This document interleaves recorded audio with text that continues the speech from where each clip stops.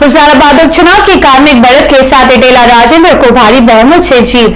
करीमनगर के भाजपा श्रेणियों ने खुशी की लहर। इटेला राजेंद्र केसीआर का अहम कर तोड़ने में सफल हुए।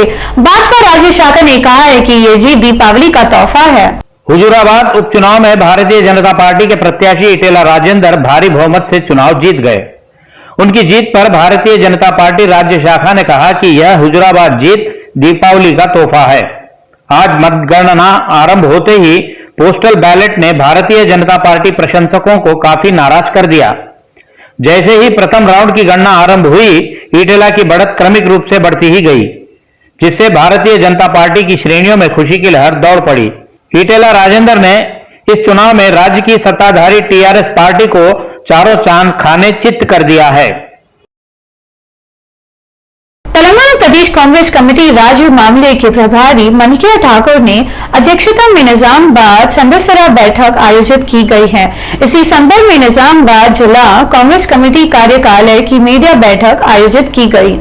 इस बैठक में तेलंगाना प्रदेश कांग्रेस कमेटी के चेयरमैन मधु याशकी गौड़, जिला कांग्रेस कमेटी अध्यक्ष मोहन रेड्डी, श्रीनिवासन कृष्णन, राम रेड्डी, दामोदर रेड्डी, महेश गौड़, जीवन रेड्डी, सुदर्शन रेड्डी, अन्वेश रेड्डी, जगदीश आदि नेता उपस्थित थे।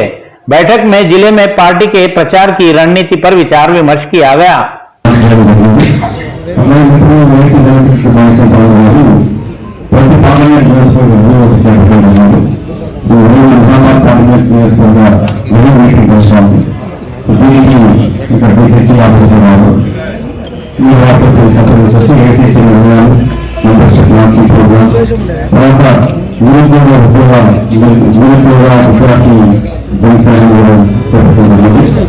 డిసెంబర్ 9న రాహుల్ గాంధీ రాష్ట్ర స్థాయిలో హైదరాబాద్ నిర్వహించడం మాజీ మంత్రులు Congress party senior vice president మా రాష్ట్రులు నిజామాబాద్ పార్లమెంట్ టీపీసీసీ ఇన్ఛార్జ్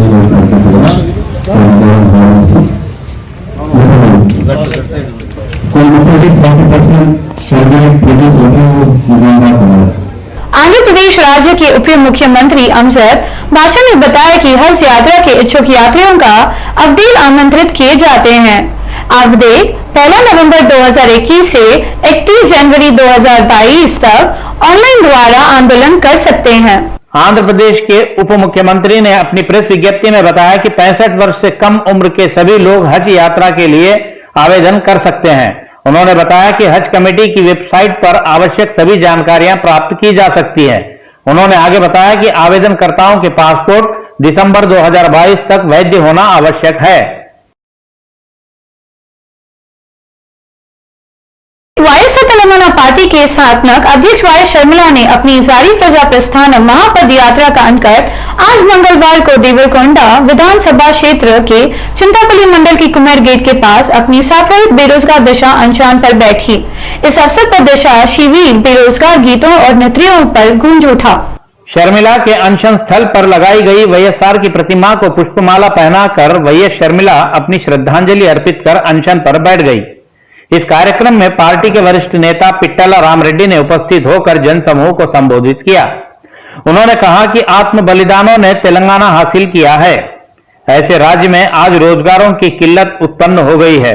वहीं दूसरी ओर रोजगार न मिलने से बेरोजगार लोग आत्महत्याएं करने लगे हैं। उन्हें देखकर भी केटीआर विधानसभा में कहते हैं कि हम लोगों को रोजगार उपलब्ध नहीं करा सकते। उन्होंने बताया कि केटीआर की यह टिप्पणी बड़ी ही शर्मनाक है। उन्होंने बताया कि वाईएसआर ने उच्च शिक्षा को लोगों के करीब लाया था। उन्होंने उम्मीद जताते हुए कहा कि यदि राज्य की सत्ता में वाईएसआर तेलंगाना पार्टी आई तो सभी गरीबों के सपने साकार हो जाएंगे और बेरोजगारी की समस्या भी काफी हद तक दूर हो जाएगी। ప్రజా పరిపాలన మీద ఏమాత్రం శ్రద్ధ లేకుండా ఫామ్ హౌస్లకే పరిమితమైనప్పుడు ఈ రాష్ట్రాన్ని పరిపాలించాల్సిన అవసరం నీకు ఎక్కడిది అని చెప్పి అడుగుతా ఉన్నాం। నీవు ఎంతసేపటికి మేనేజ్మెంట్ రాజకీయాలు చేస్తున్నావు తప్పితే ప్రజా బాగోగులు పట్టించుకున్న దాఖలాలు ఎక్కడా కనపడడం లేదు అని ఈ సందర్భంగా తెలియజేస్తూ మరి మనం కొద్దిగా విజ్ఞతతో ఆలోచన చేయాలా, శ్రద్ధ పెట్టాలా। గడిచిన దినాలు వేరు। 7 సంవత్సరాలు చూస్తుండగానే గడిచిపోయినాయి। ఇంకొక 2 సంవత్సరాలు అయితే మళ్ళీ ఎన్నికలు రాబోతా ఉన్నాయి। ఇప్పటి నుంచే మనం అలర్ట్ గా ఉండాల్సినటువంటి అవసరం ఎంతైనా ఉంది అని చెప్పి మీ అందరికీ తెలియజేస్తా ఉన్నాను. ఎందుకు చెప్తున్నా ఇంతగానంటే, మనం కోరుకున్నటువంటి విధంగా మన రాష్ట్ర పాలన లేదు. ప్రత్యేక రాష్ట్రం కోసం ఎంతో మంది ఇక్కడున్న ప్రతి ఒక్కరం కూడా ఆ రోజు ఉద్యమంలో నివ్వెత్తున ఎగిసిపడినటువంటి ఆ రోజు ఉద్యమంలో ప్రతి ఒక్కరం కూడా పాల్గొన్నాం. మనకు ప్రత్యేక రాష్ట్రం వస్తే ఎంత బాగుంటుందో ఊహించుకున్నాం. మరి మన కళ్ళలైపోయినాయి కదా. మరి ఈ దౌర్భాగ్య ముఖ్యమంత్రి, దగుల్బాజీ ముఖ్యమంత్రి కేసీఆర్ ని మళ్ళీ ఇంటికి పంపించే వరకు, తరిమి కొట్టేంత వరకు కూడా మనం కంకణ బద్దులై ఉండాలని చెప్పి కూడా ఈ సందర్భంగా తెలియజేస్తా ఉన్నా. वरंगल स्थित काकतीय विश्वविद्यालय प्रांगण के स्नातकोत्तर विद्यार्थियों का आंदोलन पर उतरने से वहां तनावपूर्ण स्थिति उत्पन्न हो गई है। विद्यार्थियों को कल देर रात पुलिस द्वारा छात्रावास घुसकर लाठीचार्ज करने का विरोध करते हुए विद्यार्थियों को कुलपति भवन के घेराव कर दिया। तत्पश्चात सभी विद्यार्थियां सड़क पर बैठकर नारेबाजी की। स्नातकोत्तर पीजी के विद्यार्थियों ने अपनी वेदना व्यक्त करते हुए बताया कि पुलिस ने कल देर रात विश्वविद्यालय परिसर में घुसकर हम पर लाठीचार्ज किया। पुलिस के अलावा कुछ विद्यार्थियों ने भी हम पर हमला किया है। इस बात का विरोध कर पीजी विद्यार्थियों ने अपना आंदोलन किया। उन्होंने कुलपति से मांग की कि जिन जिन विद्यार्थियों ने हम पर हमला किया उनके खिलाफ सख्त कार्रवाई की जाए। साथ ही उन्होंने मांग की कि उन पर लाठीचार्ज किए पुलिस कर्मियों को तत्काल निलंबित किया जाए। इस मौके पर आंदोलन रत विद्यार्थियों को पुलिस ने रोकने की कोशिश की, जिससे पुलिस तथा विद्यार्थियों के बीच काफी वाद विवाद हुआ, जिससे वहां तनाव की स्थिति उत्पन्न हो गई।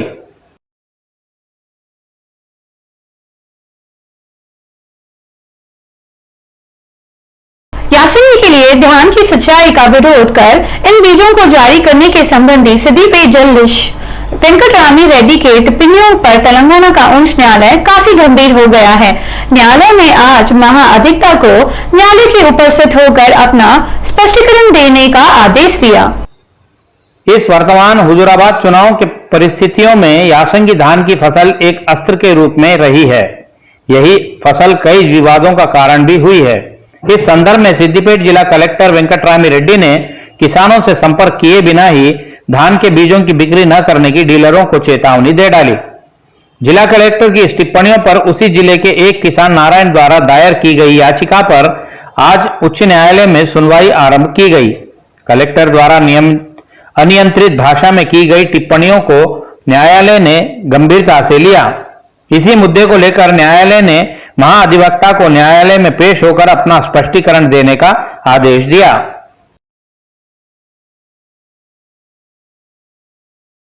आंध्र प्रदेश के बदले उपचुनाव की भारतीय जनता पार्टी का गहरा झटका दिया है।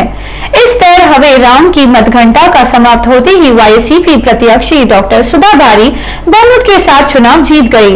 इस पर वाईएसआरसीपी के विधायक टीजीआर सुधाकर ने बाबू ने अपनी प्रतिक्रिया व्यक्त की। बदवेल विधानसभा क्षेत्र के उपचुनाव परिणाम तय होने के पश्चात सुधाकर बाबू ने मीडिया से बात करते हुए कहा कि इस जीत से ऐसा प्रतीत होता है कि दीपावली 2 दिन पूर्व ही बदवेल में आ गई है। बदवेल चुनाव के मतों की गणना कुल 13 राउंडों में पूरी हुई। मतों की गणना के बाद वाईसीपी की उम्मीदवार सुधा 90,590 वोटों की भारी बढ़त के साथ जीत हासिल की। इससे यह स्पष्ट होता है कि बदवेल सहित आंध्र प्रदेश की जनता ने वाईसीपी को अपने हृदय में बिठा लिया है। सुधाकर बाबू ने कहा कि इस चुनाव में तेलुगुदेशम पार्टी तथा जनसेना की मदद से मैदान में उतरी भारतीय जनता पार्टी मुंह की खाई है। उन्होंने कहा कि इन परिणामों से चोरी छिपे खेली जाने वाली राजनीति पर पूर्ण विराम लग गया है। जिला बद्वेल नियोजकवर्गंలో ఓటర్ మహాశయులు ఇస్తున్న ఈ ఘనమైన తీర్పుకు మేము శిరస్సు వంచి ఓటర్ మహాశయులకి నమస్కారం చేస్తున్నాం। రాష్ట్రం అంతా కూడా దీపావళి మరో 2 రోజుల్లో రాబోతుంటే కానీ ఈ ఒక్క రిజల్ట్తో మాకు నిజంగానే దీపావళి ముందుగానే వచ్చినట్టు అనిపిస్తుంది। ఇప్పటికే 8 రౌండ్లు ముగిసే సమయానికి వైఎస్ఆర్ కాంగ్రెస్ పార్టీకి 84,000 ఓట్లు పోలేదు। సమీపంలో ఉన్న బీజేపీ అభ్యర్థికి అనగా తెలుగుదేశం పార్టీ పూర్తిగా మద్దతు పలికి తెలుగుదేశం పార్టీ ఏజెంట్లను పెట్టి తెలుగుదేశం పార్టీ ఎలక్షన్ చేస్తే తెలుగుదేశం బీజేపీ జనసేన 3 కలిసి అక్కడ సాధించిన ఓట్లు కేవలం 16,000 మాత్రమే అని ఈ సందర్భంగా మీ ద్వారా మనవి చేస్తూ ఈ వచ్చిన ఘన విజయం ఒక్క రోజుతోనో ఒక్క క్షణంతోనో మాకున్న అధికారంతోనో వచ్చింది కాదని మనవి చేస్తున్నాం. నిన్న తిరుపతి ఎన్నికల ఓటింగ్ ప్యాటర్న్ చూడండి, మీకు స్పష్టమైన సమాచారం దొరుకుతుంది. ఈ రోజున బద్వేల్ ఎన్నికల్లో వస్తున్న రిజల్ట్ చూడండి, ప్రజల యొక్క మనోభీష్టం ఏంటో మీకు అర్థమవుతుంది. आंध्र प्रदेश के अमरावती के स्थित एनटीआर भवन में तेलुगुदेशम पार्टी के आंतरिक प्रतिनिधि सैयद रफी ने राज्य सरकार की आलोचना करते हुए कहा है कि लोगों के लिए राज्यपाल के नाम की गरीबी रखते क्या। इस संबंध से उन्होंने मुख्यमंत्री से सवाल किए। तेलुगुदेशम पार्टी के नेता सैयद रफी ने कहा कि राज्य की सत्ताधारी वाईसीपी सरकार की आलोचना करते हुए उन्होंने ये बात बताई कि मुख्यमंत्री जगन मोहन जी, आप अपने इस प्रकार के कार्रवाइयों से और कितने लोगों की बलि का बकरा बनाएंगे। सैयद रफी ने कहा कि शराबियों को गिरवी रखकर कर्ज ले आए आप जन कल्याण के लिए चंद्रबाबू नायडू से जितनी राशि खर्च की उससे भी काफी कम राशि खर्च की है। अब आप ताजा तौर पर देखें तो राज्यपाल के नाम का भी इस्तेमाल कर कर्ज ले आना यह बहुत ही शर्मनाक बात है। उन्होंने बताया कि कर्ज लेने के मामले में राज्यपाल के नाम को लाना यह शर्म की बात है और यह बहुत ही घिनौनी कार्रवाई है। हम इसकी और आपकी इस कार्रवाई की निंदा करते हैं। उन्होंने मुख्यमंत्री जगन से खुले शब्दों में आलोचना करते हुए कहा कि आगे आगे जगन मोहन रेड्डी भविष्य में अपने वालंटियरों के घरों को भी गिरवी रखकर लोन प्राप्त करेंगे। ఈ విలేకరుల సమావేశం ఏర్పాటు చేశాను. భారతదేశ చరిత్రలో ఇంతవరకు ఏ రాష్ట్ర ప్రభుత్వం కూడా ఏ గవర్నర్ని కూడా వాడుకొని అప్పులు తెచ్చినటువంటి సంఘటన లేనే లేదు. ఆంధ్రప్రదేశ్ ముఖ్యమంత్రి జగన్మోహన్ రెడ్డి గారు దొరికిన స్థలాన్ని దొరికినట్టు అమ్మేయటం లేదా తాకట్టు పెట్టడం, అప్పులు తీసుకురావటం, అవి 3 లక్షల కోట్లకు చేరుకోవటం మనం రోజు మాట్లాడుకుంటున్నటువంటి విషయమే. కానీ స్టేట్ డెవలప్మెంట్ ఫైనాన్స్ కార్పొరేషన్ మీద గవర్నర్ గారి పేరు, రాష్ట్ర గవర్నర్ అని చెప్పి పెట్టడం ఒక వ్యక్తి అయితే విశ్వభూషణ్ హరిచందన్ గారిని పెట్టడం అనేది ఇది ఆశ్చర్యానికి గురి చేసింది ఆంధ్రప్రదేశ్ ప్రజలందరికీ. చివరికి న్యాయస్థానం కూడా జోక్యం చేసుకునేటువంటి పరిస్థితి. అంటే ఎంత అడ్డగోలు పరిపాలన జరుగుతుందో ఈ రాష్ట్రంలో ఈ ఒక్క సంఘటన పరాకాష్ఠ కాదా అంటున్నాను నేను. ఇది పరాకాష్ఠకి చేరిపోయింది. ఇక ప్రభుత్వ కార్యాలయాలు, కలెక్టర్ ఆఫీసులు, మార్కెట్లు, గెస్ట్ హౌస్లు తాకట్లు పెట్టడం అయిపోయి గవర్నర్ని కూడా తాకట్టు పెట్టే పరిస్థితి వచ్చేసింది. ఇది తెలుసుకొని గవర్నర్ గారు ప్రభుత్వానికి ఉత్తరం రాశాడు. अनाज की खरीदारी में उपक्रम की सीट के नाम पर नलगोंडा जिले में अधिकारियों ने टोकन प्रतीक का पूर्ण आरंभ किया है। अधिकारियों ने किसान से कहा है कि टोकन प्राप्त होने ही बाद ही उसूलों की कटाई आरंभ करें। अधिकारियों का अनुमान है कि टोकन जारी करने की पद्धति से किसानों को मिलरों के पास जाकर इंतजार करने की आवश्यकता नहीं पड़ेगी। या ऐसा हो तो गत वर्ष से अमल की जा रही इस पद्धति से किसान काफी नाराज हैं। किसानों का कहना है कि इस पद्धति से अधिक वाहनों के साथ मिलों को आने वाले किसानों के कारण कम मात्रा में धान ले आने वाले किसानों को खासी तकलीफों का सामना करना पड़ता है। किसानों ने बताया कि टोकन प्राप्त करने के लिए उन्हें प्रातः काल से ही अधिकारियों के समक्ष इंतजार करते हुए खड़े होना पड़ रहा है। इसी इंतजार की स्थिति को लेकर किसान काफी परेशान है।